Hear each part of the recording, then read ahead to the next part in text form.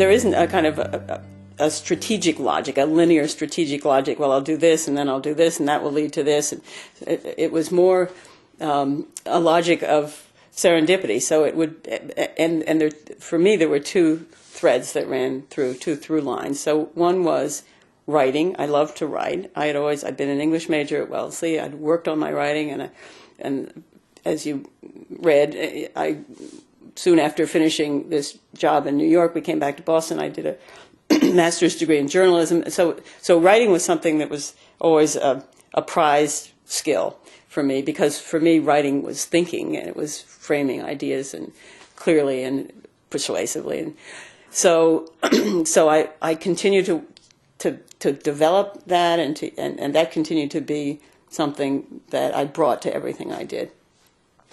And the second through line was I was always somebody who worked hard, who applied myself, who sort of went the extra mile, who was always prepared and sometimes over-prepared to a fault, and always did my best work, no matter what the work was. Even something as mundane as my very first task and my very first job was typing up the mail list for the mailboxes for the Barnard students. But that sense that whatever it was I do my best with it, I think, carried me forward too. So the sequence of jobs, you're right, it was odd. So first in the administration at Barnard, but there only because the woman at Wellesley had kind of opened the door for me, so it seemed like a reasonable first thing to do. And then at Barnard, I was promoted into a job where I was working in the public relations office and working with journalists, and so I thought, okay, I'll be a journalist. I like to write, went to journalism school, then graduated and had won a prize for my thesis and this sort of thing. And so when, bright-eyed and bushy-tailed, okay, I'll be a journalist, and went around looking for jobs, and there weren't any for women, and it was the only time in my career where there was just blatant sexism. Oh, we have a woman, or the women's page is covered. So there wasn't anything obvious to do in journalism. So then I went back to Wellesley and looked at the listings they had, and there was a job at the state Planned Parenthood for somebody with a master's degree, and they didn't care what the master's degree was, and I had this master's in journalism. So off I went and was selected for that job and ran their information and educational programs for 5 years. And it happened to be, I was very lucky. I ended up in these places where there was excitement and ferment. And so at Planned Parenthood in those 5 years, the U.S. Supreme Court ruled on two fundamental cases. One was the Connecticut law that prohibited women from getting contraceptives without a prescription from their doctors, and prohibited physicians from prescribing contraceptives to unmarried women, which was really antiquated. That was thrown out. And then a couple of years later, Roe v. Wade was decided, the abortion. And I was running the state Planned Parenthood. So we were having press conferences, and it was just a really exciting time. Everything was opening up.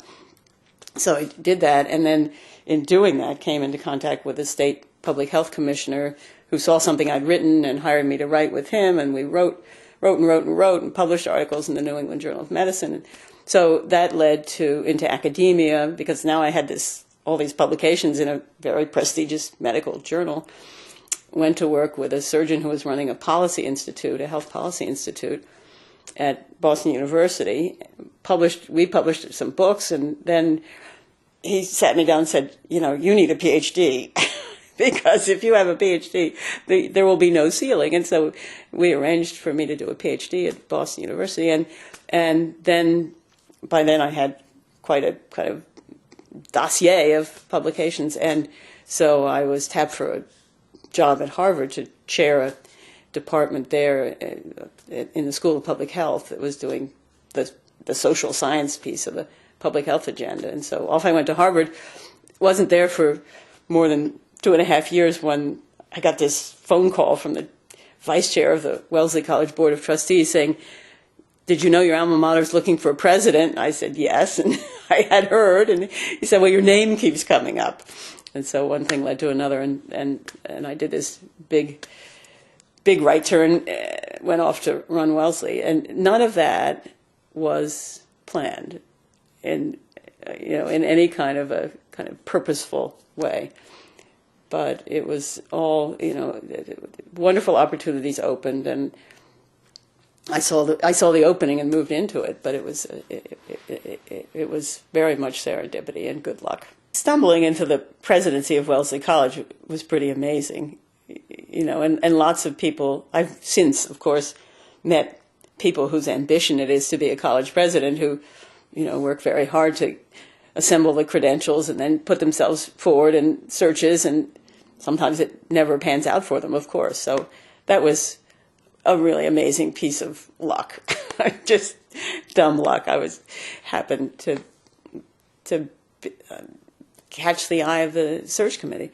The rest of it, in the middle, there was a lot of slogging along, and writing a dissertation with a new baby and trying to figure out, trying to get it done, but also with a job and trying to make it all come together and thinking it never would, so there was a whole period when it didn't feel very magical. It felt, kind of confusing and complicated. And meanwhile, my husband was having this very conventional, linear, and highly successful career. He did a postdoctoral fellowship, and then he started with an assistant professorship, and he was promoted step by step along the way, exactly on cue, and sometimes early, and then things would, new opportunities. So it